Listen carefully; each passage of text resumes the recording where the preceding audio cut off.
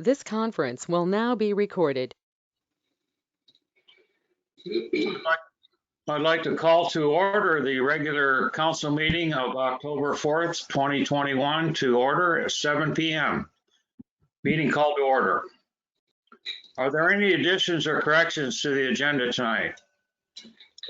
Rick, I have one addition under unfinished business. Ben was able to do the demo with Dude Solutions. And so he wanted to give you guys his opinion tonight. If that's Okay. That would be fine.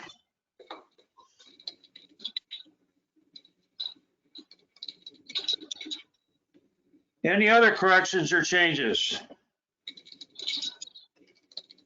If not, would anyone like to make a motion to accept the agenda with the one addition to the unfinished business? Dude Solutions. I'll make that motion, Mayor. We accept the agenda as written with the one addition of Ben Foss report on Dude Solutions. So moved, Councilor Allen. Is there a second? I'll second it. Thank you, Councilor Norman. Would you call the roll, please, Stephanie? Mayor Hobart, Aye. Councilor Norman, Aye. Councilor Allen, Aye. motion carried. Thank you, Stephanie. We'll go right into our one presentation, Stephanie, so I'll just turn it over to you for a while. I believe Michael Calhoun is actually on the line to present to you guys tonight.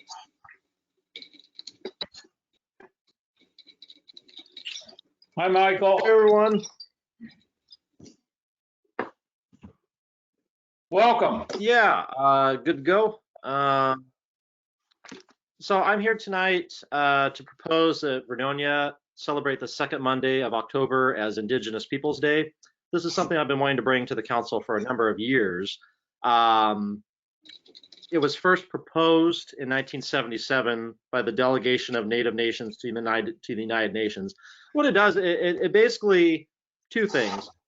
It acknowledges the atrocities that have happened to the Native community and still continue to happen, but it also acknowledges the culture and diversity that they bring to our society today, not just in past tense. So the state of Oregon already recognizes it, as well as various cities throughout the state. Right now, I'm simultaneously working with the county commissioners to pass a resolution for Columbia County, but I did want to involve Vernonia in the process. So that's what I'm here for tonight. And I sent, there were lots of examples, but I think it's easy to overwhelm an email. So I sent just two from Bend and Beaverton. I think they were a good base to go off of. But yeah, that's why I'm here tonight, and I'm happy to, I guess if this is a discussion or just a presentation, I can't remember. But yeah, that's about what I had to say.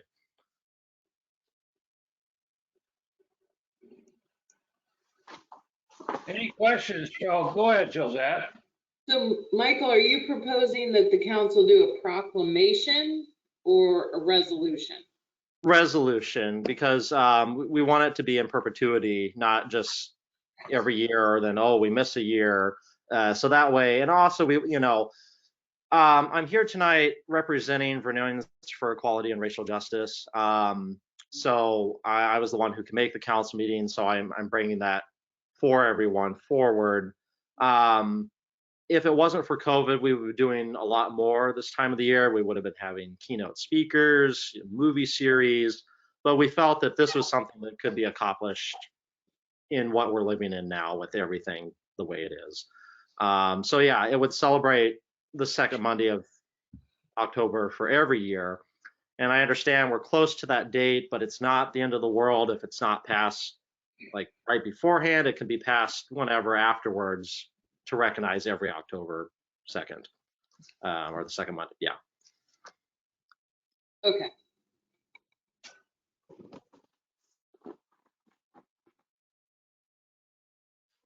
Any questions for Mr. Calhoun?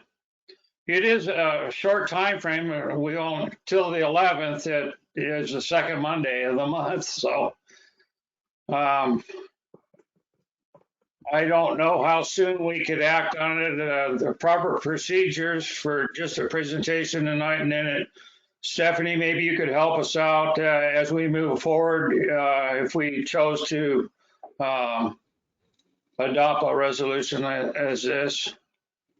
But So typically when a group wants a resolution or a proclamation adopted, they bring us the actual flushed out version that we would be adopting.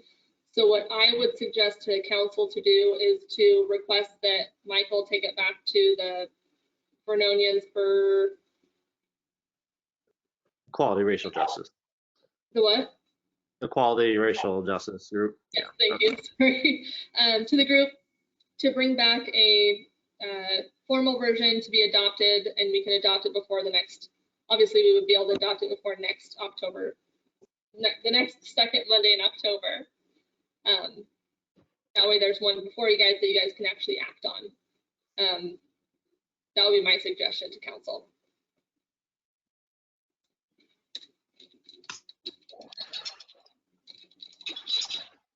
yeah, I would definitely agree with that plan moving forward, because I'd really like to see what the resolution for Vernonia would be. I imagine it would be similar to Beaverton and Eugene, or Bend, but yeah, we'd like to look it over before we adopt it, of course. So.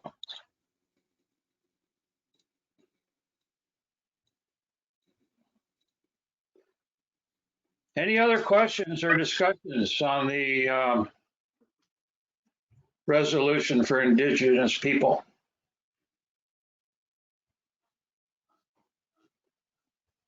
Counselor Norman. Yeah, I think we need a little more time to go over this because I didn't get my paperwork until today to know more of what's going on. So I would like to have some more time to go over the paperwork and see more of what it's all about. Thank you. Thank you, Don. JR. Yeah, Michael, what is your group's goal? I mean, is the goal to keep bringing this kind of stuff every few months? Because I haven't yet to see a report on the last one where they said they were going to do quarterly reports. Am I missing it?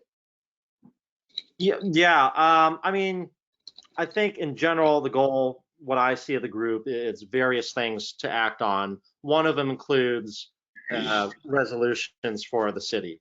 And I know we do need to, we're kind of backtracked on what we agreed on last year, which was the bias reporting system and the implicit bias training. So yes, that is something that we will be coming to get that straighten out the kinks of that, because we do need to act on that, because that was the agreement for the last resolution.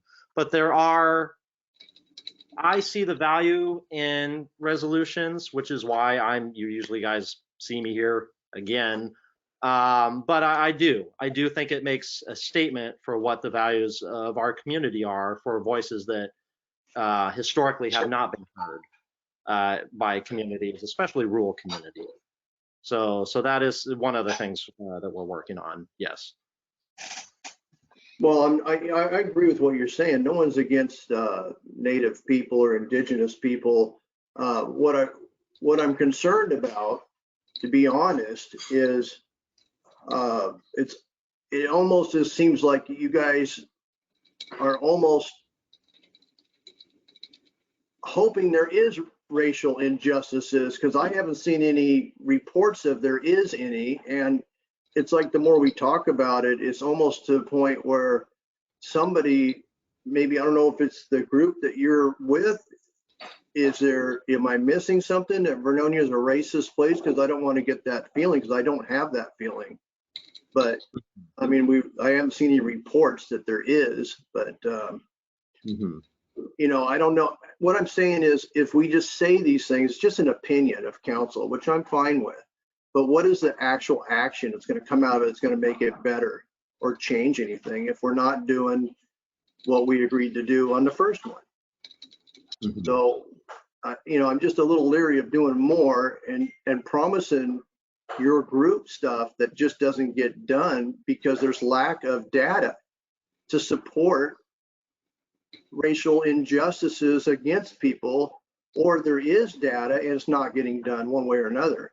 So I'm just, I want to make sure that we're not just lip servicing and then it doesn't, you guys go away. Oh, yeah, they agreed with us, but the reports never come out. We're not getting any further communication. So I'm just a little leery of that because it's easy to vote yes and push you guys aside, kind of say and never give you a report. So I'd like to see a report generated on the first one before we move on the second one. That's my personal feeling. Mhm. Am I off base there? I'm happy to hear your criticism on that. No, I mean, I do agree with the bias reporting need to get on that, because that was part of what the original agreement was for the resolution passed last year. What I see is that these kinds of things do spark conversation, and it's not always easy for anyone. I'm proud of Vernonia. When I tell friends who have never heard of the town after I explain the geography of where it's at, I do tell about what I'm proud about this town. Specifically for tonight, I myself am not Indigenous, but I am representing a group that does have Indigenous members in it who are members of the community. So I cannot speak to their experience.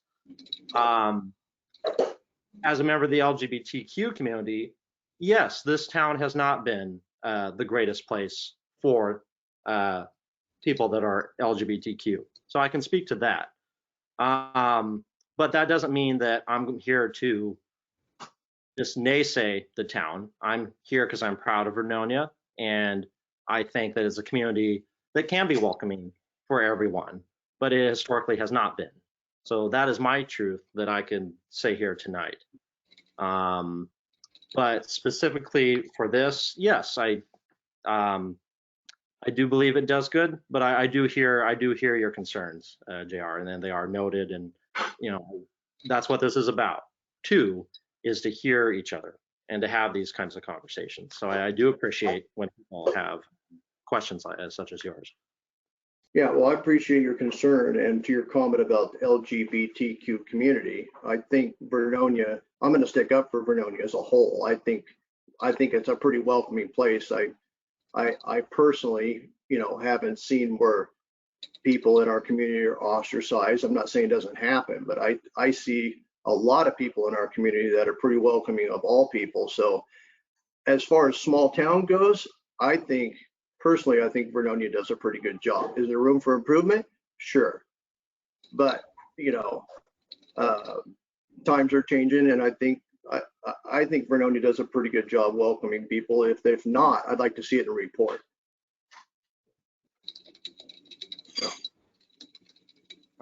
I do appreciate that, Dale, or JR.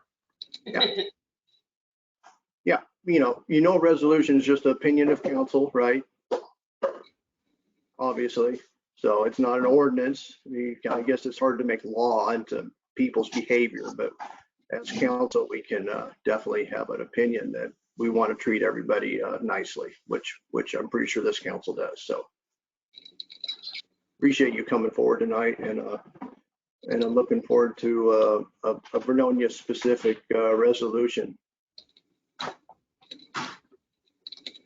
So Michael, is that something you could have your group work on and bring back for the second meeting of October?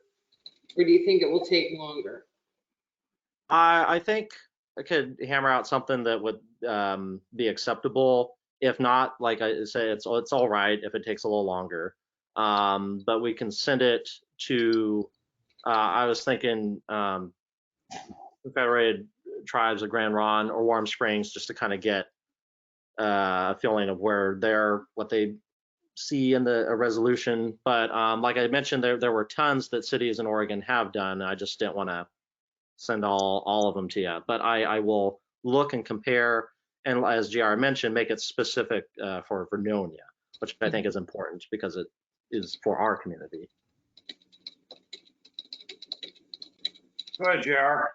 Yeah, Mike, when you were talking about Bend and stuff, it just kind of like popped into my head because I know, we're more like the Nehalem tribe, right? And the Nehalem tribe came up into the Vernonia Nehalem Valley because I found a few artifacts. So I was hoping it'd be more specific toward the indigenous people that actually inhabited this valley instead of just copycat and, you know what I mean, a Bend that's just going to cover everything. Yeah, that's totally. I was talking this weekend with a gentleman who worked for the Columbia County Museum Association. So we were kind of going over history of the area and making sure that it was the right tribe so yeah, so we're getting that covered, yes. Oh, I'm hoping you come back with something I can learn something from as well. So that's all I have. Thank you, JR. Thank you, Michael, for participating tonight with us. And I too look forward to what you're going to bring forward in the near future, and look forward to seeing what it looks like. So. Really. Thank you. I appreciate all you for your time. Thank you, Michael. Okay, moving on in the meeting, we'll go to the mayor's report, and I'd like to take this opportunity to thank Josette and Casey Mitchell and Sean Gibson for all the work they did to pull off another 19th anniversary salmon festival on Saturday, and it was a great day, a beautiful sunny day, and a lot of vendors and food vendors and a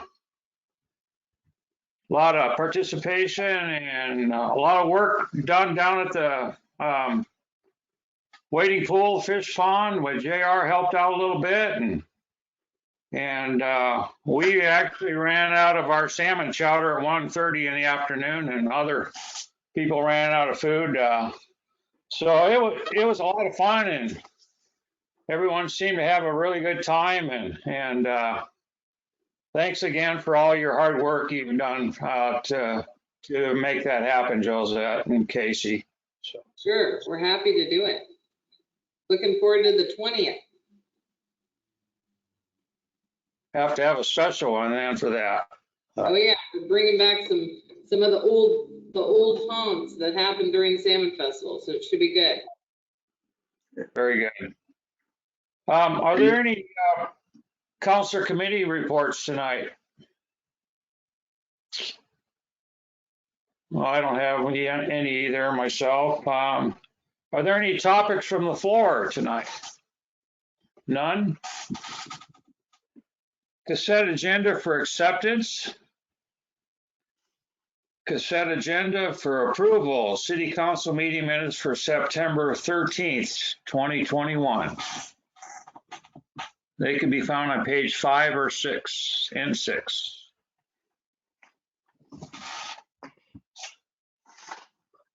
Any discussion about that meeting minutes?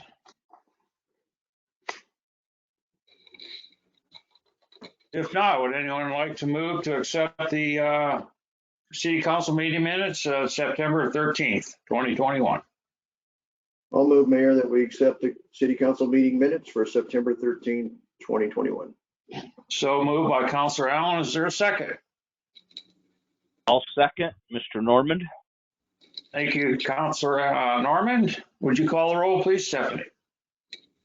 Councilor Allen, Aye. Mayor Hobart, Aye. Councilor Normand, Aye. motion carried. Thank you, Stephanie. Moving right into unfinished business, and we have a presentation from Ben on Dude Solutions. Welcome, Ben. All right, am I audible here? Yes. Okay, I was having some issues with my computer, so I'm actually on my phone here. So let me know if there's any issues there. I did get a chance to get a demo from Dude Solutions And it was kind of more of a technical. I got an overview of the product itself and how it would be used. From that endpoint, I think it would be useful to the city to start with small things, but it has the potential to grow and do a lot more for us over time if we should choose to do it. But most of the time that I spent with their software engineers was on our data integration and kind of the management of the back end, which would kind of ultimately kind of fall on me in several ways. But I was very impressed by their system and how we can integrate our data in there and the kind of information that we can get back out to help us with future decision making, etc. And so I just wanted to have an opportunity to tell you guys that and answer any questions that council may have of me. Go ahead, JR. Yeah, Ben, could you just highlight that? I know you just mentioned one. Can you mention like your top 2 or 3 things you really think this is worth the money for the taxpayers, that how it's going to help the most? Well, I think probably the biggest one right off the bat, JR, is getting us off of a paper and telephone call and text message system to get things done. Right. And things getting shuffled back behind and getting lost in the fray. Whereas they already have tablets and they will have the app on there. Josette or myself or Cassandra can create a work order. It can be a high priority or it's something, but it never goes away, and it dings on their phone or their tablet, and they can sort through those things, and we don't lose track of it. And we there is so much going on in the city now, and the whole paper system, or we get a call because of some kind of utility issue. And I know that Cassandra and Josette spend a lot of time texting and on the phone with Public Works, trying to keep them lined up and what's a priority and that sort of thing. And it's very easy to get lost.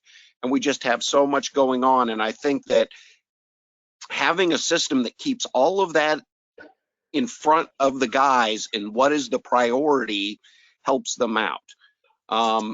So that, I think that would be the biggest thing, is that we a level of efficiency that we're just never going to get without some kind of solution. And I'm not, that this is a solution that will do that, but we're never gonna, we're not going to take that next step in efficiency with a limited crew without some kind of system to help us manage that. It just is not going to happen.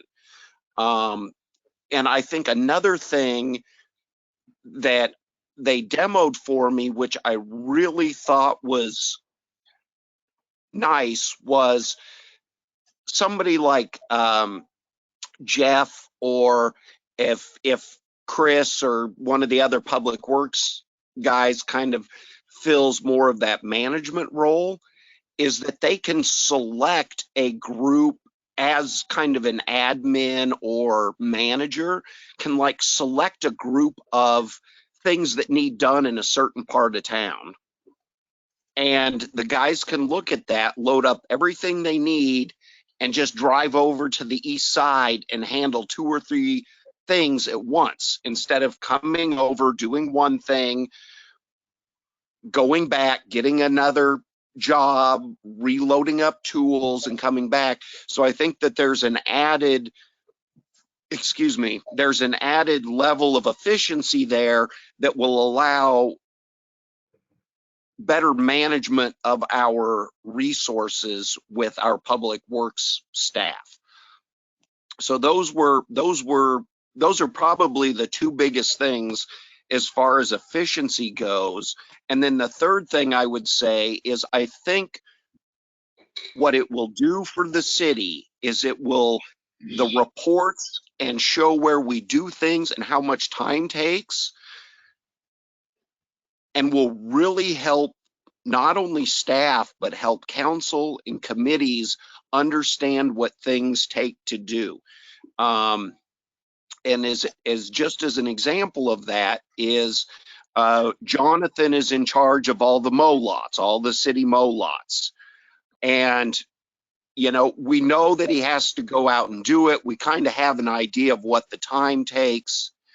But if he's out there and when he finishes mowing a lot, he can just tap that lot and say, boom, it took me this amount of time to mow this lot. And then he goes to the next one. And the interface is very simple. They're not having to input a bunch of data for that. It's just like, I was here, I did this, and it took me this amount of time. I think that kind of data and information will be extremely informative for council and the budget process, and, you know, ultimately for, say, Josette to help, you know, say, hey, this is what we need here, here, and there, you know. So I think that the third thing would be getting some real information out that staff and council can use to help us prioritize, understand what we're doing, how much we have to do, where it's being done. And that is also gonna be a great benefit to the entire organization. So those would be the three things that I could see coming out of it to be the most beneficial to us. Okay. Hey, thank you, Ben. That was a good explanation, and I really appreciate your insight on that, because that helps me. I do, if, you know, for my vote on this, I'd want to make sure that we have iPads for the whole crew, not shared, because if it's not in everybody's truck, they won't enter the data, and then we just got a computer program that no one's doing the other side of it. So I'm sure we can handle some. If we don't have enough iPads, we can get some more. And so you know, Josette and I had a discussion about this, and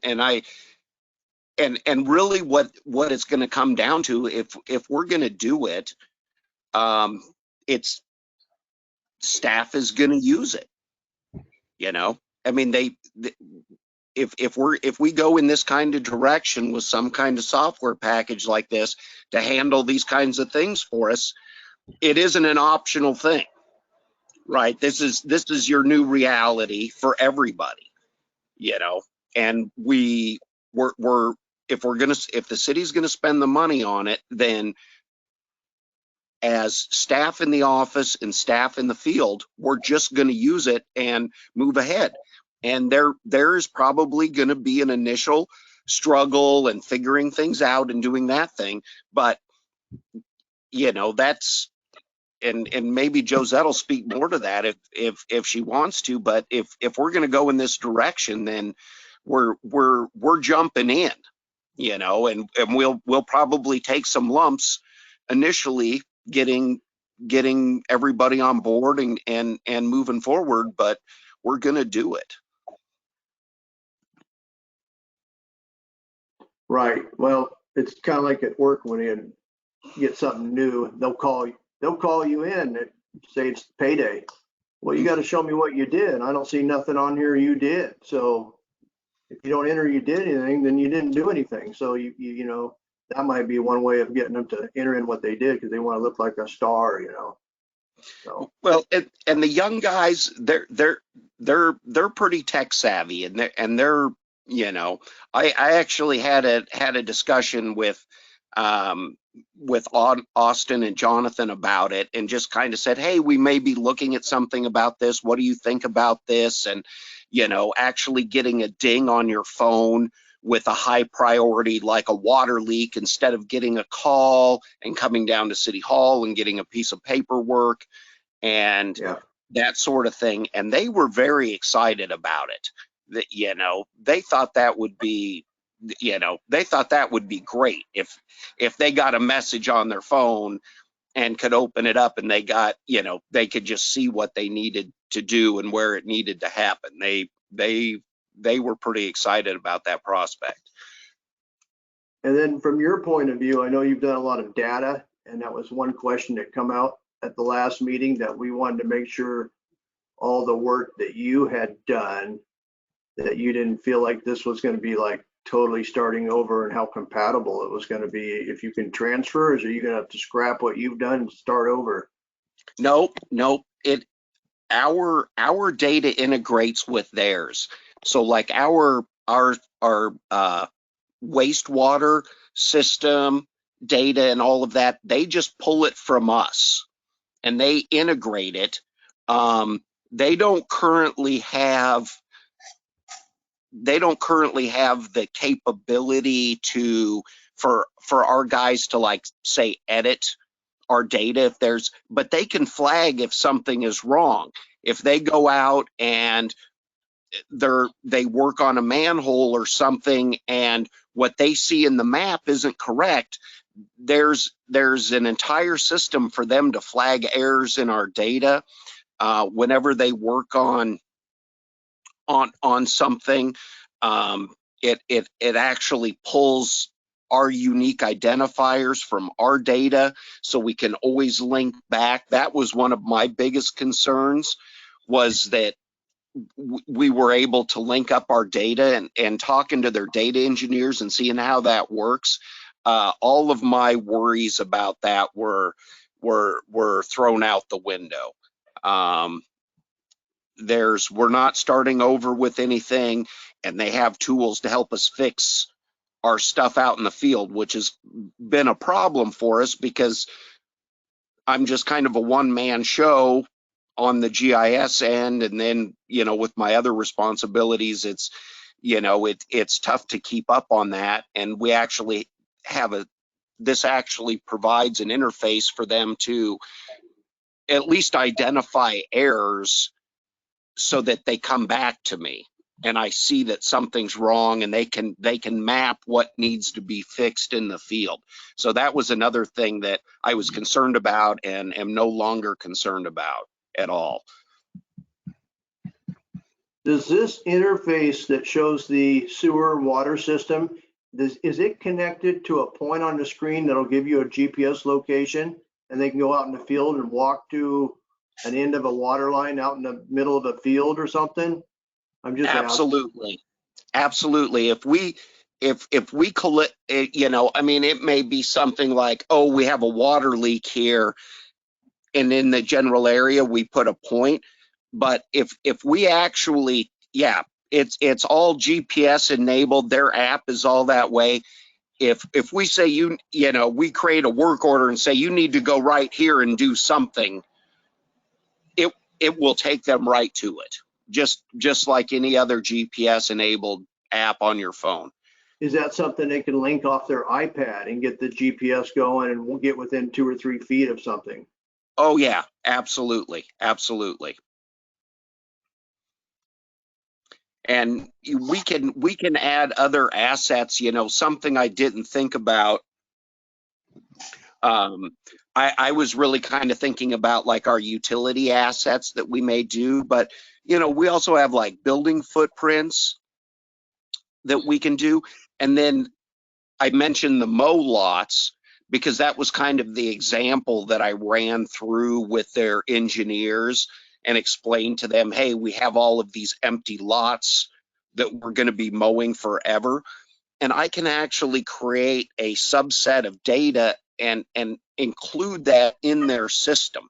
So when Jonathan goes and mows a lot, he's actually connecting that data to that specific lot.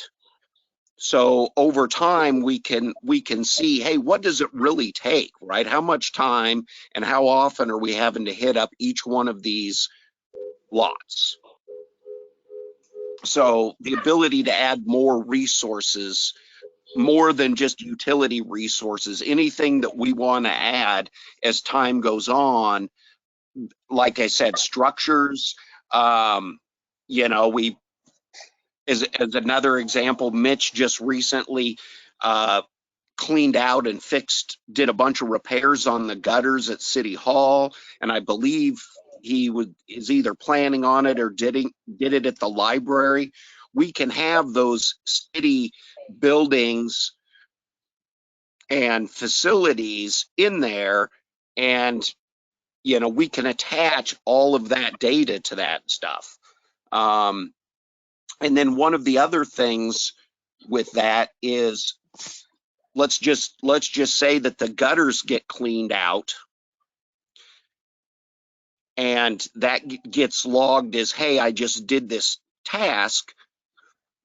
Josette could actually go in as the administrator, see that task, and she could say, this is a repeat task, and this needs to happen again at this time next year, or in 6 months, or in a month, or whatever it is. Mhm. And that person will get, we never have to think about that, right? That person will get a message on their device a day or 2 or 3 days before saying, hey, in 3 days, it's time to clean out the gutters or do gutter repair, whatever it is.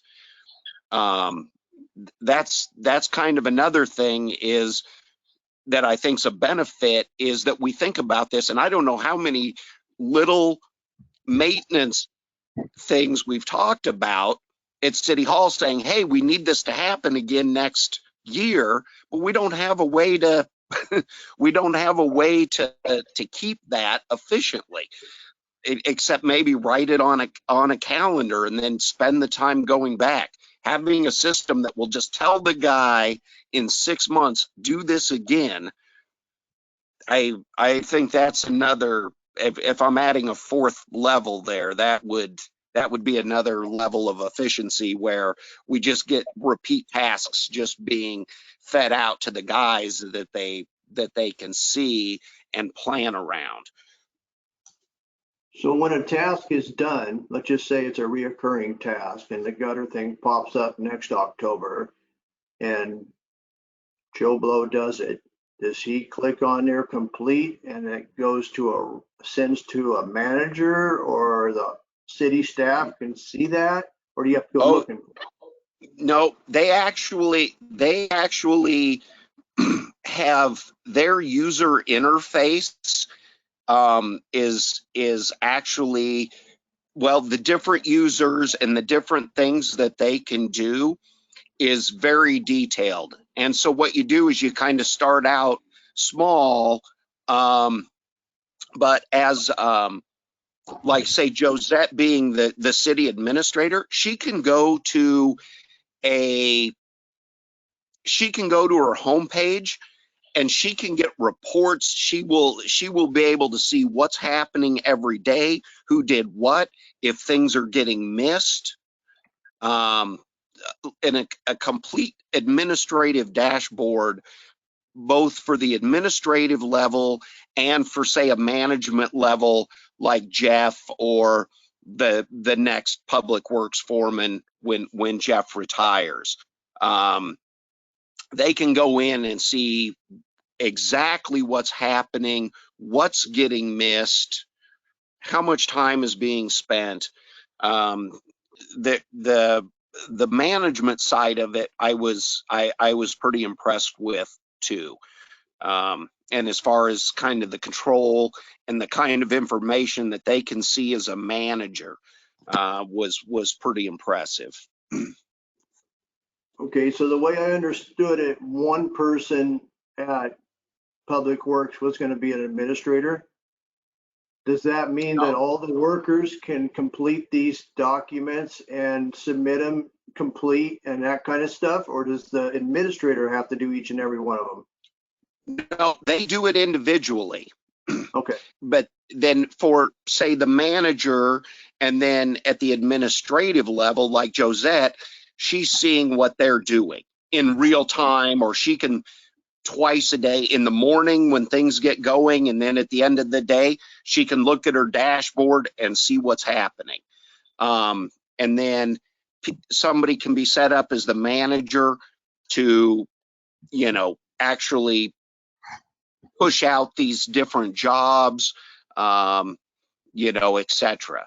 So, I mean, there's little things that, maybe we need to go and turn off a water meter. The service, they're turning their service off. We need to go get a final read and do that. Cassandra can just do that, and they go out and do it. They plug in the information right in the app, and then it's done. And Cassandra sees that.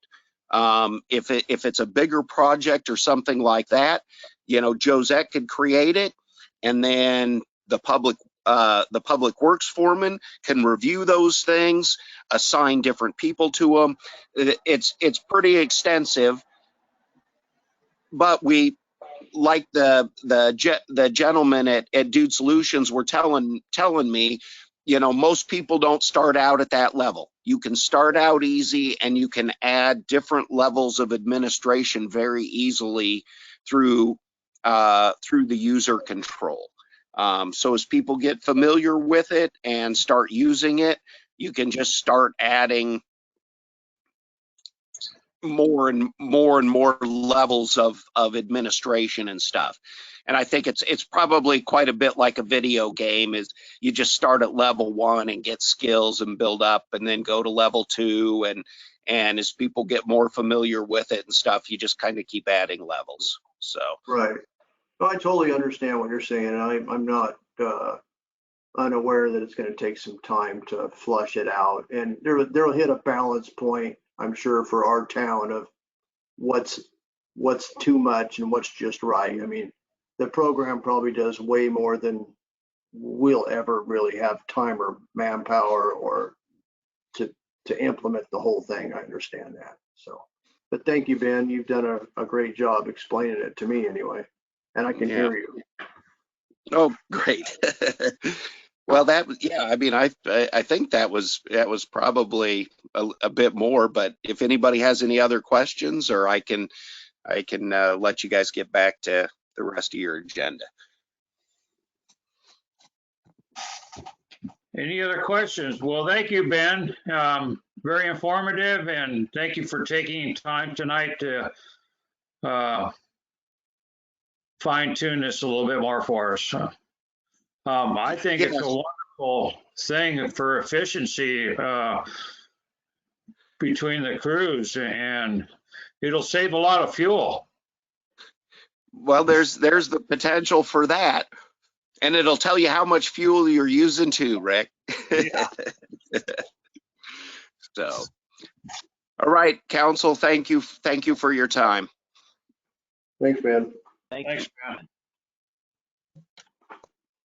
Okay, moving right into new business. Discussion, town hall. From the last meeting, one of the action item projects that we were going to move forward evolved out of a discussion I had about the vandalism in Spencer Park and around town, and we came to the conclusion that Josette and I would move forward and work on a letter to be published by The Voice. So about a week went by, and I got to thinking how I wanted to do this and what I wanted to say. And so when I walked into Josette's office to discuss what we were going to maybe publish in The Voice, I had the idea that a town hall meeting would be more beneficial, and we could include as many kids that play down there at the park as possible, and their parents, and other people, including the chief of police, and so we came up with the idea of having a town hall. And we looked at the dates moving forward, and we came up with Saturday, October 23rd, from 10 a.m. to 12 at Spencer Park Shelter. And I'm going to be talking a little bit about taking pride in our parks and just looking for input from the parents and the kids is how we could accomplish that and reduce all the vandalism that's been going on and to keep our parks safe. And I also had the idea about having a little raffle. Everyone brings $1 and they get a raffle ticket, and then after our little talk, we'll choose a ticket, and the winning ticket will win a brand new basketball, and then they'll have an opportunity to shoot 3 free throws in the basketball court for the pot. And I called Larry Steele yesterday and asked if he could be a part of it, and he's going to try. He's going out of town for a little bit, but he might be back in time for that. He'll let me know. We are going to try to serve coffee and donuts and just be a kind of a casual event. And I'm going to email the superintendent of the school and see if he can't post a flyer up in the school, or we can get the word out. Scott Laird has been notified, and I think it'll come out in his next edition of The Voice, announce the town hall meeting. But kind of wanted tonight to get a general consensus or even a motion made to continue and with this town hall meeting. So any questions or discussions? I'd sure like to have your participation also. I think we could pull it off where if we had a quorum, we could refrain from a serial meeting. But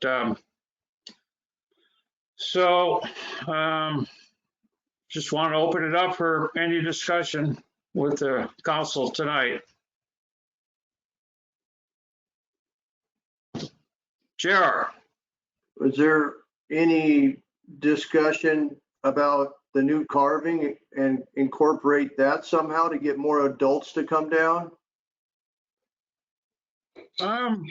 It's a possibility. I mean, I don't know if it's going to be done by then, but should be, I guess. It'll be done this week. It's been, there's only one more process, and that's a coat of logging oil to go over it. It's all painted and cleaned up. So, go ahead, Josette. So the other thing that Rick and I talked about was having the Vernonia, a police officer there. I've talked to Carnahan to just let parents know what the state laws are about ages of children that can be going around town without their parents.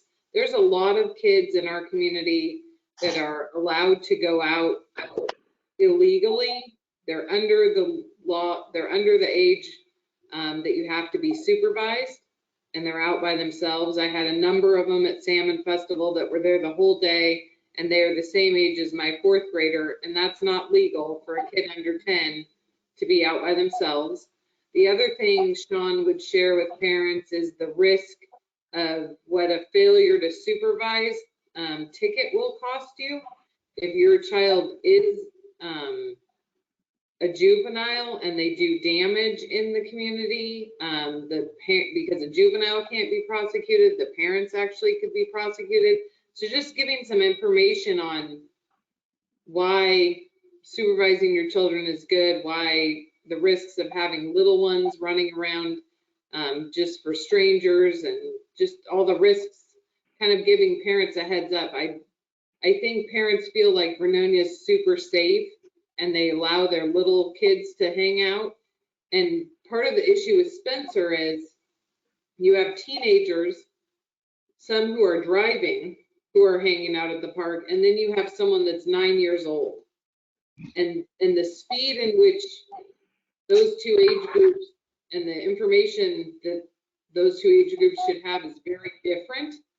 And the exposure of the very young kids to kids and what they're doing and talking about and staying at a 16-year-old level is almost not comprehensible by a little kid. They don't really understand what the person's saying half the time or the whole kind of ramifications of what they're talking about. So Sean said he'd be willing if, this is before we knew the date, but he said just tell him the date and he'd be happy to come share with parents why it's important for kids under a certain age to be supervised all the time and kind of the dangers of letting them kind of be intermixed with a lot older kids, from a positive place, but from kind of a pay attention place.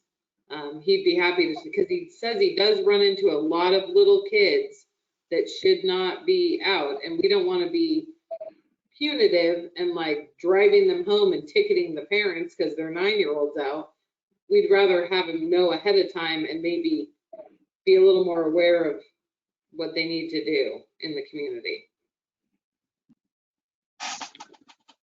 Also, Josette, there's an awful lot of kids under the age of 16 that are on bicycles with no helmets. And I've seen just about every child, and I mentioned it to one, I know he's not 16, and he got pretty snippy with me. And you know, so they,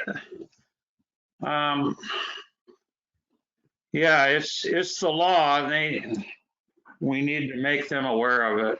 Well, and one of the things I was thinking about is we typically have a fall flyer that goes out in the water bills talking about flood and preparation. I was talking about it with Iwalani. We really need a summertime flyer and posting on the website that really says, hey, we know kids are out of school, and kind of just bullet points that let parents know your kid's responsible for wearing, you're responsible for wearing, having your child wear a helmet. If you need a helmet, giving them access to places that will give you a free bike helmet, because there's plenty of access to that we can get for the community. Just kind of those little bullet points next summer before we get into the summer season when the kids are out and about. And I think we'll have a lot better result from giving them the information ahead of time. Sounds Yeah. like we need to add parenting classes to this town hall to me. I don't know if there's bad kids or mostly bad parents, to be honest with you. I think, Well, the child's probably exact reflection of what's going on at home. So unfortunately. Well, that's the sad thing is I know a few of the littler kids that now in interacting with them, seeing them out by themselves, interacting with teenagers, I've now heard 9-year-olds using the F-bomb and things they wouldn't have normally done when I knew them a year ago. And it's like they're seeing it happen with older kids and they're like, oh, that's cool, so I'm going to do it too. And nobody's kind of stepping in. I actually kicked 3 kids out of Hawkins Park for doing a knockdown, drag out fight with each other in the middle of Salmon Festival. But problem was I kicked into the trout pond, and then Casey and JR had to deal with kids that were bratty down there. So. Oh yeah, I saw it, wanting to climb on the fence, and your husband handled it very calmly, almost calmly. But, yeah, well, and when it's almost the weird kind of defiance. They're not afraid. They're about this tall, and they're not afraid to just be like, I'm not going to do what you say. And so it's kind of, that's hard to deal with a lot of times, because you're like, no, an adult's telling you to get off the fence and quit hanging on it. And they just are kind of defiant. So I don't know. I think we just need parents to know what the rules are in the state. It's not even a city of Vernonia rule, it's a state rule. And then if they choose not to follow it, then I think my concern is penalizing parents for no helmets or kids under 10 or 12 being out without supervision without telling them first. I want to post it. I want them to know what the rules are. And then if we have to drive someone home in a cop car because they're 8 and riding their bike by themselves with no parent, then hey, we gave you a chance to understand the rule, and now we're bringing your kid home to you. Yeah. Well, there is kids that act tough when their parents aren't looking to other people, I'm sure. And then there's kids that you get them in a group of boys and they're going to do things that they might not have done on their own. So, Oh, yeah. but then, it still comes back to parenting. You're letting them run wild. Right. Well, I made the analogy to Casey the other night. It's like when you watch one of those wilderness videos and there's the lion cubs and they're wrestling over here and like falling off and knocking each other down. And then the mom lion like growls at them one time and they stop. We're missing the mom lion. She's nowhere to be found. She's back at the house. So those baby cubs are just causing a ruckus. Yeah, we should put it in the paper, Scott. The town is not your kid's babysitter or your parent or their parent. Yeah. And I'd like to say, and some of these kids, I think, just need to be trespassed right out of the park systems for a year. And they come back, then there's something you can charge them or their parents with or something. I mean, there's white spray paint on the docks down there now, just like the white spray paint was sprayed all over the place the other day. I mean, on the aluminum docks. Yeah. It's frustrating. My intentions are to build stakeholders, and there's a few bad apples, but most of the kids, and I've been down there talking to them, there's a lot of good kids that play down there, and I'm trying to instill a sense of pride. I'm going to read our mission statement and vision statement that's posted on next to our chamber and city hall. And I'm going to really try to make an effort to look at the positive and look at the nice carvings we have and the historic bench. And now they haven't done any damage to the salmon or the bench and the kiosk, and they're capable of respecting property. It's just a few bad apples, and my intentions here are to build stakeholders, and because it's their future, and I won't be around too much longer to enjoy it, but it's our grandchildren and our kids and our grandchildren, and they're going to take over this beautiful park and the many parks we have in Vernonia. And I'm proud of our parks right now. I want to keep them that way. So that's my intentions. And, trying to keep it positive. Go ahead, JR. Yeah, I know what you mean, Rick, and I just had to vent a little bit about parenting. I'm not trying to be negative, but I think one idea that Chief could do, when I was with an officer the other night, he handed out those little sticker badges and the kids just went wild for it. So if you could get them down near the park and they want to be deputy park patrol, help us out type kid, you get a stick, you're a park patrol cop or something, they just love those stickers. So it might be an idea to help them know that we want their help in reporting and watching out for their park. So I talked to a young man over the weekend that was playing basketball by himself, and I told him about the town hall meeting and might have a chance to win a brand new basketball. And he goes, "Oh, new basketball." So, I'm even trying to think to get Damian Lillard to come out and talk to us, and somebody from the Trailblazers, and so I'm working on it now. So anyway,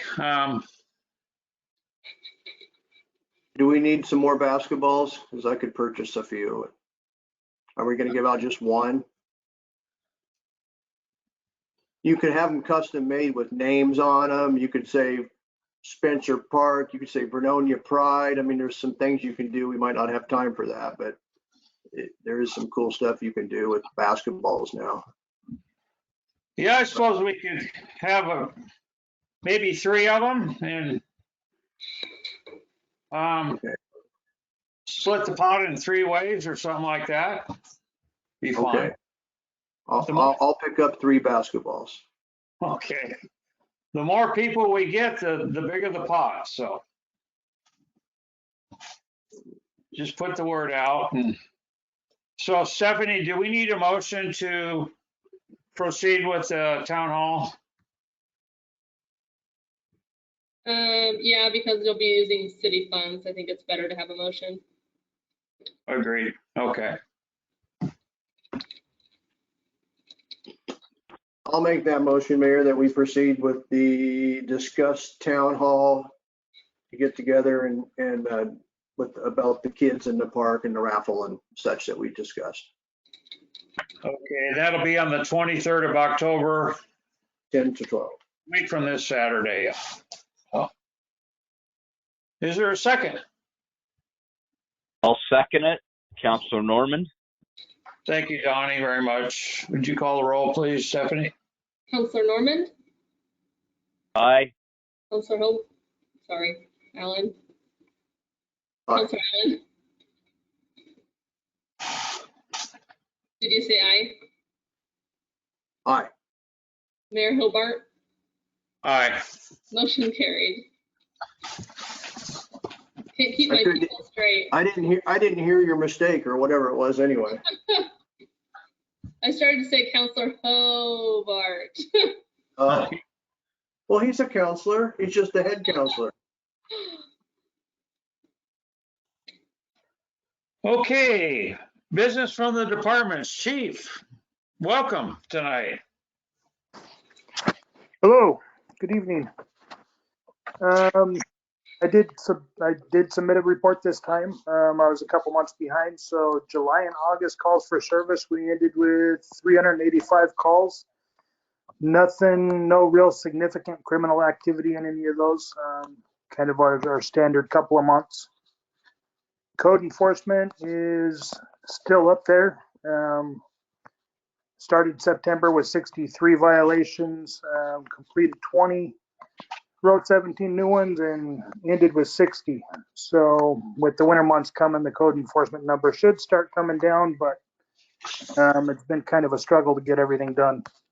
The vandalism case update, where everything's been sent to the juvenile department for review. We're just trying to get all the damage estimates together for them to finish it up. And that was it.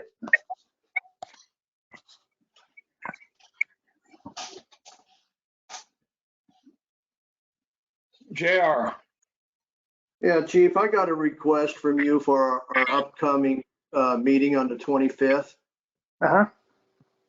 I would like to know, I want to get an idea of all the unfunded liabilities we have in the police department.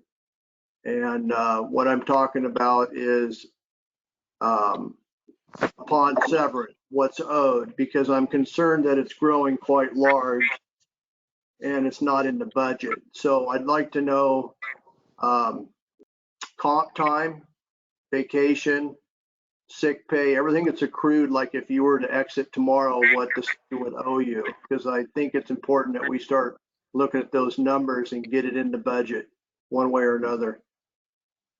Yeah, I agree. I can get you something like that. I can tell you right now, though, that the numbers currently aren't real high.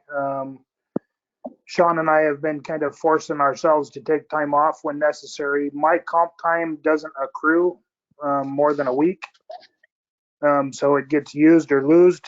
And Officer Brown is still fairly new, so he hasn't had an opportunity to accrue a lot of vacation time yet. Yeah, well, I'm just trying to get a feel of what it actually is. And then that would help me to say, we've got employees that aren't getting their time taken and it's building up. And I think it's just something that we should have the numbers for to talk about at our 25th meeting. Absolutely, I agree. Is council good with that? And that's just my request, but.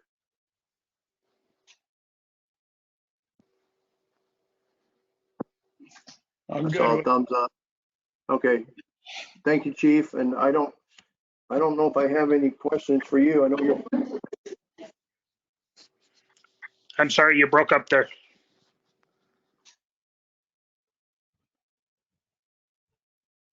Counselor Norman. Yeah, Chief, have you noticed a difference in accidents this fall compared to previous falls since they redid the coding on the highway? I haven't really noticed a significant difference. I want to say that they're probably right around the same. We haven't been going to a lot of crashes outside the city, so keeping those counts ourselves is a little unheard of for me. Unless our staff is actually handling the crash, and we haven't been doing a lot of them outside the city.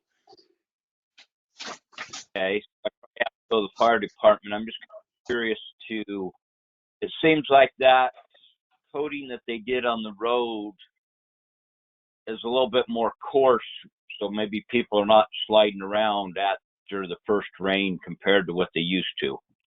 Yeah, and that's generally what we see. Most of them are right up around the top hill area. It gets really slick in the corners in there, and there hasn't been a lot that I've heard of, even up in that area this year anyway, or this season. Not to say it's still kind of early.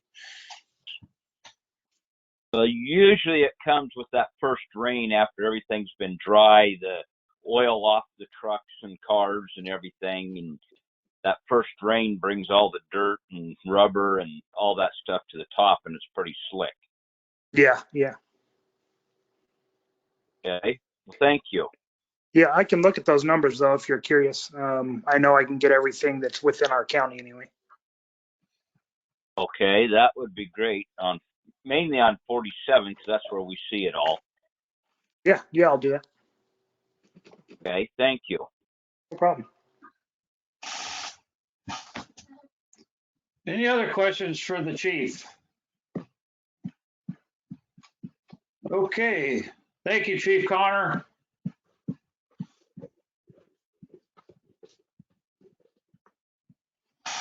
Are there any ordinances or resolutions tonight? Okay, moving right into correspondence. Any correspondence? Okay. City Administrator report. So I apologize, I don't have a written report. Thursday, basically all last week was a mad dash to finish all of the travel Oregon elements. I believe we have 2 more trip hazards to finish up that we didn't get done in time. And then the drip line going to the 12 poles is yet to be fired up. But with the rainy season, I wasn't so worried about that. We planted sedum, so they're gonna survive just fine. I did have visits from the Travel Oregon and Columbia Economic team at Salmon Festival, and they told us how they loved all the improvements and the garbage can art got put up, and they love that, and they love the pocket parks. And so if you haven't seen between Mike Peel's Blue Building and the VCLC, that park, Mitch and Tim power washed it, re-sanded all the bricks, and then Rachel Oregon put in planters and used the really kind of cool maple stumps from Anderson Park that Mike Grant had cut and made different seating areas in there, so it looks really nice. So that one was done, and then the Shea Park got 3 new picnic tables and new plantings in that little island there and got barked, so that looked good. But basically last week was a mad dash for that and Salmon Festival. The electrician did go down and look at the lake pump and met with, because Dale was not available, met with Sean O'Donohue, who's been helping Dale do the lake pump. And so they're working on that 3rd pump that had I think it's some sort of misfire in the circuit board. So our electrician's working on that. And then I did go over and do decibel testing and met with 5 Stars contractor to fix all of the 1-year warranty issues. We had a little bit of sheetrock texturing pop off of the windowsills where they got the metal corner piece too tight. So there was pressure on the texture. And when someone bumped the window, the texture fell off and exposed that metal corner piece. So they were there this week finishing up all of the fixes. And then I did talk to Felton's is going to come and service the seniors walk-in freezer. Something's off with it. It is running all the time. So no wonder they're annoyed by it. When I was in there with doing the walkthrough, it stayed on almost the whole entire time. And that's not normal because when we were on the food bank side, they got to temperature and they didn't turn on for 45 minutes. So we're going to get that fixed. The acoustic paneling, the first round that goes behind the freezer and coolers and then hangs in front is on its way to us. So that'll get installed. And then we'll check the decibels after that. We have some other further acoustical fixes we can do if that does not solve the problem. But we're pretty sure with getting the motor serviced and figuring out why it keeps kicking on, it's almost like a relay's broken, so it just triggers itself over and over again. With that fix and the acoustical paneling, we think we're going to be able to solve their issue there. The template was done for the backsplash that the seniors had, that design problem where the FRP was too close to the gas and it melted. So Absolute Granite came and did a template, and we're going to put some non-heat transferring stone behind that as the backsplash so that we don't have that problem anymore. And I have a hopeful line into a skidder. I think Harv Defless is going to be able to help me out of Bighorn to pull those trees down on Clatsop so that we can get them onto the self-loading log truck. I did talk to the gentleman who owns the property that we're bypassing or cutting across, Mr. Seepley. And he's excited. The manhole got delivered up there, so he's excited for those trees to get moved so that we can get going on that project. We bid out the Weed Avenue project, and it came back astronomical. So because we're finding that Robert Watts and the different contractors we typically go to for jobs are just super busy, we put it out to bid. 5 Star was too busy to bid it. We bid it out to Mike Lyda out of Gaston, and the price came back at $79,000. Even though we have all the supply, we have the manhole, we have all the pipe. So that does not seem legit to me.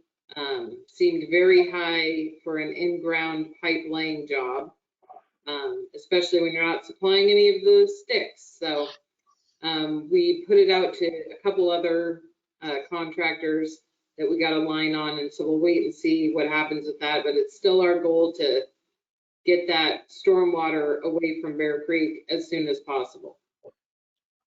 There's something else. Let me pull up my old report here because I had another item that we were talking about. Well, I'm looking for it. Do you guys have any questions for me that are on the tip of your tongue?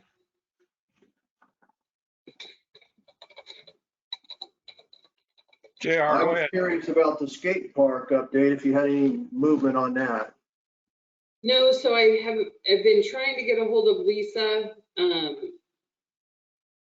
I think ultimately my goal is going to be to bid it in the spring, and the first minute I can put it out, build it, bid it in the winter and build it in the spring. I did talk to a gentleman who wants to start a skateboard shop. And then we had one of the members of Vernonia Skate actually move back into town. Jeremy Simmons, who was kind of instrumental with Wendy in getting all the fundraising. He's moved back to Vernonia. They moved out and they didn't like it, and so they're back. So that was kind of exciting to have yet another kind of cheerleader for that group come back. but I have not found the way to make it not prevailing wage. The risk is we just go forward and potentially use some of the ARPA money. I haven't exactly figured out how it would fit the criteria, being like a COVID tourism type thing, but we could always try and make the case. But I'd really love to get it not prevailing wage, and Lisa's still researching that for this project as well as the stadium up at the school. Does this Lisa gal have a phone number, or is she just not answering? No, she's super busy. She does like the whole soccer program plus a full-time job, plus she's the treasurer of the boosters, so Oh, she's, so she don't work for the city. no. She's just a volunteer.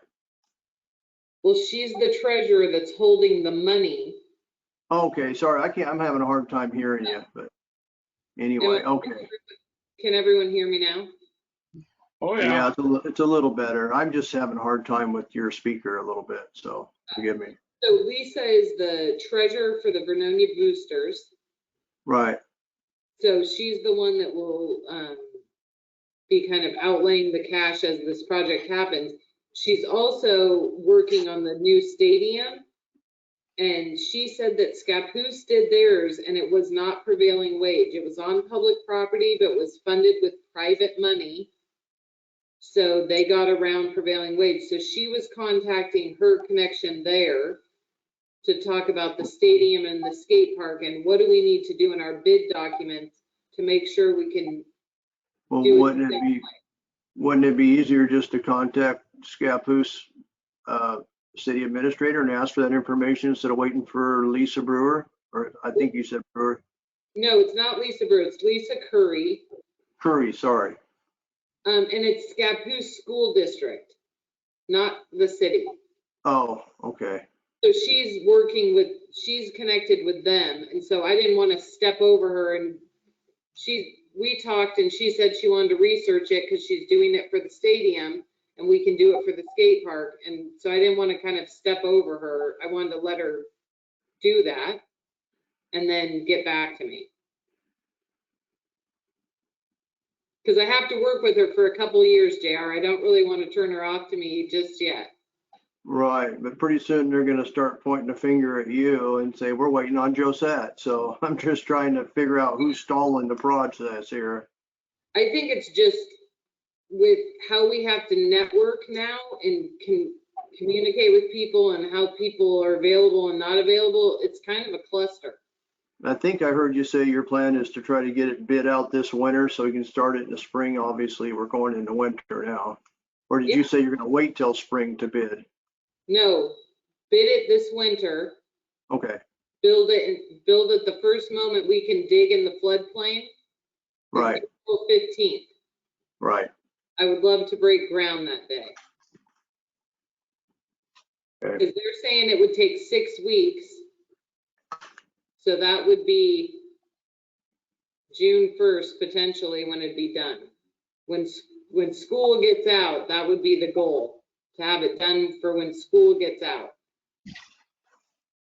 Got it. And then I did notice the flower baskets in town. I liked them.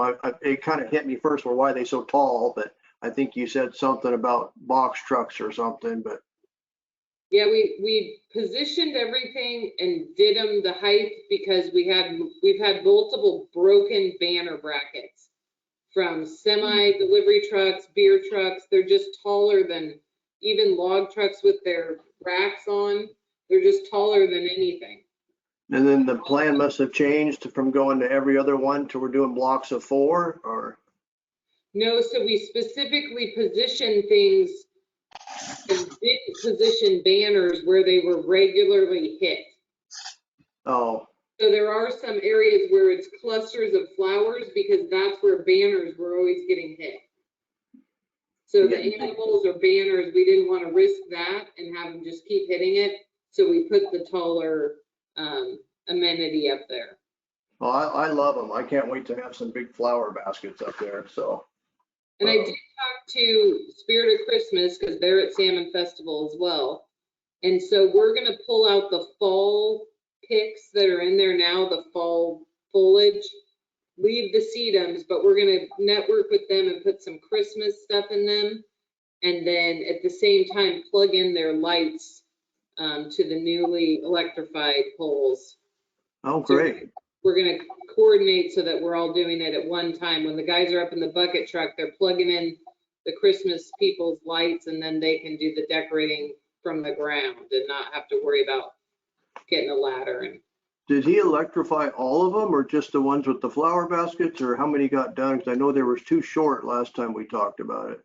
yeah, so he came back and finished. They're all the poles have plugins. Oh, excellent. That ought to be nice in the winter time. Yeah. And then only thing else, oh, the generator for the senior center, you said that was coming along? Yeah, so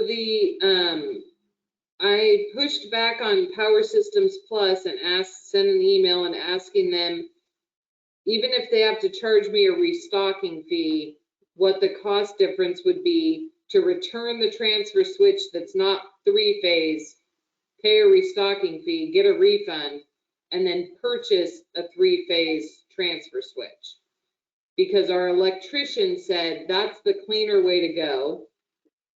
He said you can do a breaker version, but then it's just an extra point to kind of go south, because you'd have a breaker, then you'd have the transfer switch and the generator. So he would like us to try and get the appropriately sized transfer switch if Power Systems Plus is willing to give us a refund and take back the one we have that we never installed. It's still on the crate. So I'm waiting for the answer for that before we either purchase the breaker panel or get a new transfer switch. Okay, thank you. Any other questions for city administrator? I wanted to give you a teeny update real quick on the ARPA. We received an invoice. I told Columbia Economic Team that you guys had approved the $10,000 for the Small Business Resource Center. They sent us an invoice letter, which I loved. They had some specific language in there that if they are not able to pull that Small Business Resource Center off, they will be returning us our $10,000. Okay, good. So we're not risking it by doing that. So we've sent them the check for that. And then we move forward with Blue House and let them know that we are moving forward with the finished gate in the front of the courtyard.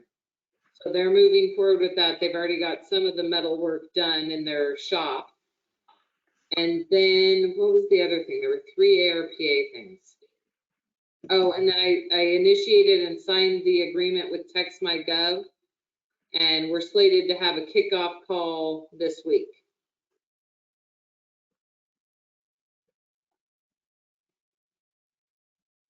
Sorry, what was that last thing about picking it up? The TextMyGov, I signed the contract with TextMyGov, You're right. and we're gonna do our kickoff call this week. Oh, kickoff, sorry. Okay, yeah, great.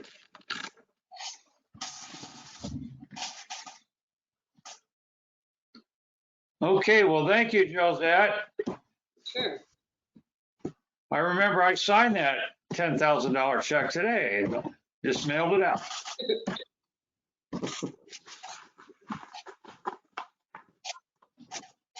Okay. Items from the mayor, councilors.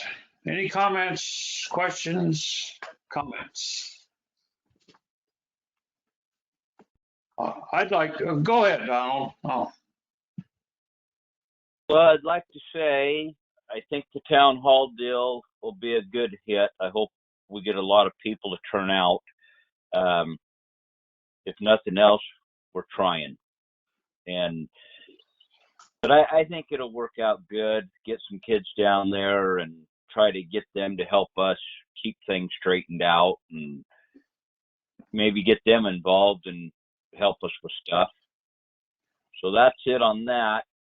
I did get down to the lake and I got part of that done. I'll get down there this week and get some more done, but I did get the one big mud hole filled in. It's a little soft, but I think it'll firm up after a while, and then get some more of that dirt pushed off and some rock on it, and we'll be in good shape. Awesome. That's it. Thank you, Donald, for your efforts down there. You're welcome. JR. Yeah, Charlie likes that mud hole just the way it is. He doesn't want any rock on it. He likes to dig right there, so he's in favor of leaving it just the way it is. Anyway, yeah, I wanted to acknowledge Josette and her husband Casey. That was a good time down at the Salmon Festival, and your husband's really, really good with the kids, so he's got a lot of patience with the casting, and I think it made it fun for some of those, real fun for some of those kids. So kudos to both of you on that and everybody else involved. It was a nice day, so I enjoyed my time down there for 3 or 4 hours anyway. And speaking of the lake, though, I was down there. Now that I have this pooch, I'm kind of walking around, or he walks me around. I was down there early in the morning, and it's starting to become a homeless camp per se. Got people sleeping in vehicles, coming in there, parking in Donnie's mud hole there, and they're in the back hatchback, the green Subaru with broken windows out. And I doubt our camp host is even aware of it because they take off pretty early. So,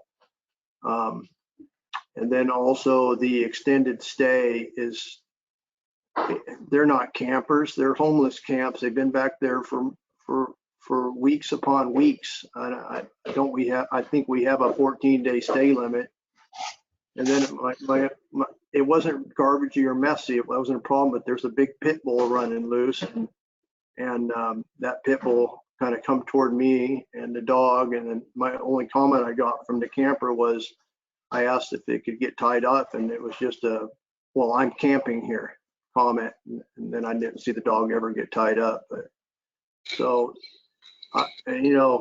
It's supposed to be 2 weeks, JR, so I will check with Susie, but she's supposed to be asking, they have to leave at least for a week in between their stay. So I'll double check how that's happening. Yeah, it's just, after a while, it becomes a perception that our lake is a homeless camp, unfortunately, and it might be a little spooky for some people to be back there by themselves. And I'm more worried, not for the danger part per se on that. I'm more worried about a kid being back there, and there's camp dogs that are acting aggressive. Yeah, that dog should be leashed like any dog. Yeah, and I did mention it to Susie, and I know it's not her fault, but and I don't know these people that are back there, but I think it was a couple of months ago, the one camp was looking pretty messy, and I think Susie got them to straighten it up quite a bit. But I don't think people are moving out and coming back. But I think probably someone that walks it more than me would know, like Webb for sure. But I just think it's something that all of us should be aware of. Yeah. That it's kind of becoming a catch-all for even people pulling in, sleeping in the parking lots. And I don't know what we can do about it, but I know if you start letting it happen, you're just going to get more and more of it, unfortunately. Yeah. So anyway, I just wanted to bring that up, that I noticed that. And it is a little spooky when a pit bull comes running toward you, growling and barking. And so the public can't go down in there. It's just for the 2 campers that are there permanently, I guess. Well, starting October 15th, no one really should. Oh, yeah. So, because in flood season, we don't want the liability of having someone and all their stuff being right there at the river's edge. So we'll be talking to people about that. I don't really have anything else to bring up except for the carving. I think it's awesome that Marvin spent so much time there. I mean, I think he's went above and beyond with how hard that stump was. I think some people would have walked away. So kudos to him. And I did stop and personally thank him, not as a city official, just as a citizen. I told him I really appreciate his hard work on that. I haven't seen the finished product yet, but he was partially painting it. When I was there Saturday, I think it was, or Sunday morning, I can't remember. But anyway, he's doing a lot of work on it there. So I think it's going to look cool with the fishing pole and everything. I'm kind of curious to see how that comes together. That's it. Thank you, JR. Okay. Yeah, I've been helping Marvin with that project. We put a chainsaw bar in it, and out came about 30 gallons of water out of the middle of it. Where we were gonna carve the top, it was totally rotten, so he had to carve old pepper out of a piece of cedar, and we ended up filling the big hole in the middle with concrete, and I helped him pour that, and we studded the bottom of pepper, and so he's in cement now, nice and secure. And we just finished up the painting yesterday. It looks really cool, JR, and really happy with the way it turned out. I went out and cut a 8-foot piece of bamboo from Ken and Penny Smackle's little bamboo area out there, and so that fishing pole came from the Smackles. So Oh, well, I'll thank them. yeah, so I seen it in the back of his truck. I didn't get to see the whole thing, but I saw the tip of it there. yeah, we got it secure now, and yeah, he was a little he said he lost a night of sleep before he carved the face, and I told him, Marvin, you're the artist, that's your work, and so everyone has their own work, and I just love the way the guy turned out, and I think he did a great job. Yeah, that stump's like petrified wood, and he went through several chains, and it wasn't an easy job. But we're going to make it good for him, and I think he's pretty happy with it too. That's the main thing. So I think a lot of people in Vernonia will really enjoy it. So. Oh, speaking of concrete, I forgot to tell you guys one thing. So John Swart did get the base for the cemetery flagpole poured. And so our next step is to break away the bronze Mother's Memorial Monument and get that plaque away from the base. And then Mitch is starting to do the epoxy paint coating on the flagpole. He's moving the flagpole inside and then going to be doing the treatment on that. Our goal is to have the flagpole flying a flag for Veterans Day.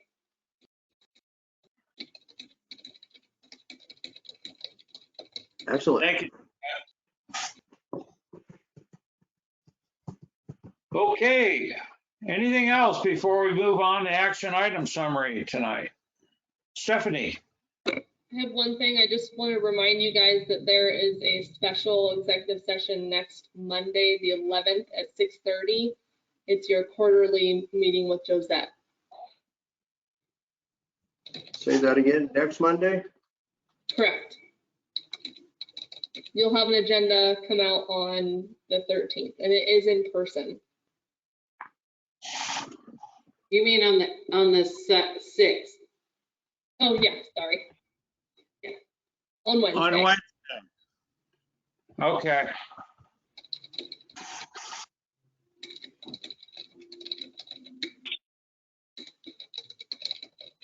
So the next 3 Mondays after tonight will be in meetings.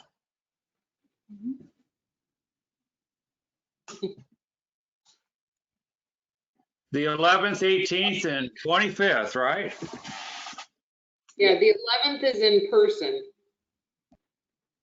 The 11th is in person, right? It's I 6:30. think, what about the 25th? Are we gonna sit down with the chief in person, or are we gonna? I thought that was supposed to be in person also. I mean, we have to wear masks, but I thought it was in person. I Okay, think it might be easier to do that meeting in person. I don't know what you guys feel, but I do. Chief, are you okay with that? Yep, we'll make it work. okay. Action item summary. So it's kind of a split. Chief's gonna get some information that you guys requested of him for the meeting on the 25th. Staff is going to work with Michael Calhoun when they submit their draft and include it in your upcoming packet whenever they submit the draft resolution for Indigenous Peoples Day. Those are the two things, unless I missed something. One thing I forgot about, Josette, could you give an update on the Remembrance tree that was supposed to be planted up here in The peace tree. Omar Park? Yes. So Michael Calhoun did the application. We're waiting until they respond to us, and short of that, I'm going to be planting mid-October. I can get all of the remaining trees that we're going to plant in that area, and then we're going to be installing the 4x4 posts and kind of like the hog wire paneling around it, being ready, but it probably won't get planted until the spring. Okay, so we're just waiting on them for tree delivery? I should have had Michael answer. I believe they're holding on to it and growing it, and he's gonna get it at a later date after winter. Okay, yeah, I was just curious because I hadn't heard really an update on it, and it just kind of, you started talking about trees, and it kind of spurred my memory on that one. Yeah, so the Oregon ash, the madrone, some vine maple, the logger's vein, will be ready mid-October for us to get. One more thing about that area. I know for a long time the neighbors have used it for a limb and debris and leaf dumping area, and now they've got another pile going kind of close to the road, and I'm not sure we want to continue that habit of having that as a dump area. No, I think we you probably don't. know who it is. I do know who it is. When we go out to plant, we're gonna respectfully give them a letter, all the neighbors along that edge there, because someone's also using it as their garden. I don't know if you've noticed the pumpkins that are growing. I think I did. But at some point, there's going to be enough going on in there that maybe the pumpkins won't work. So we're going to give them a letter, and then I'm probably going to post a little no dumping debris or anything sign. Right. It's just, yeah, it's old habits that date back to when there was big trees and easy to hide stuff back in there. So, yeah. I did see that limb, and I'm like, oh man, when I drove to work, I was like, come on, people. But Okay. Well, it looks like you're aware of it. yeah.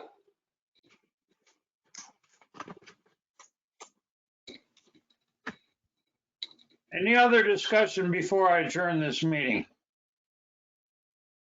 Just wanted to thank you, Rick, also, because without you pushing it, we wouldn't have the tree carved. So do appreciate your work down at Spencer Park for all you do down there. So it is appreciated. Thank you, JR. Okay, I will adjourn this meeting at 8:40 p.m. Meeting adjourned. Good night, everyone. Thanks for Bye. involved.